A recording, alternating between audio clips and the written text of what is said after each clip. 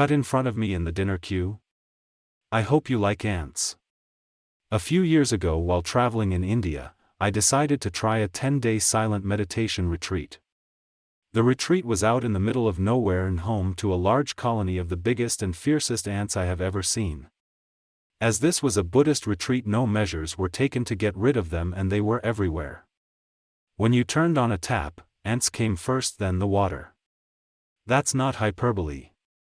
A couple of days in, my hard-earned tranquility was shattered by another meditator who felt it his right to cut in front of me while waiting for our evening meal. The bastard even had the audacity to give me a little smirk as he did it, knowing I couldn't call him out on it.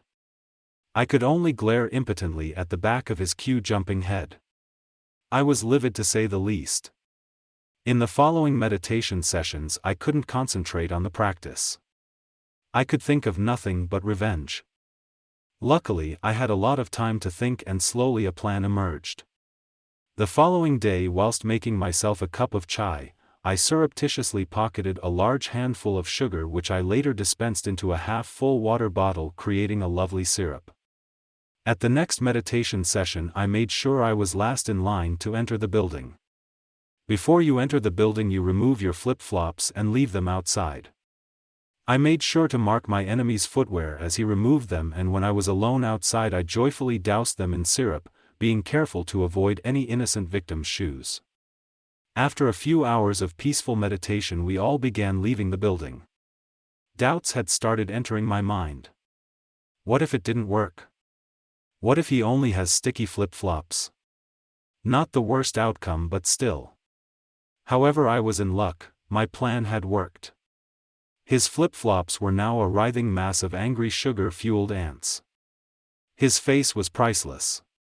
Shock, horror, complete confusion. He broke his vow of silence instantly, but it was in Hindi, so I'll never know what he said. The tone was disbelief though. He tried vainly to gingerly pick one up but was fended off by the gallant soldier ants with their massive jaws. He eventually found a stick with which to hook them with, but that failed, as well as the ants started to climb down the stick, frightening him into dropping it. He left barefoot and perplexed. Victory was mine and I could return to my meditation satiated.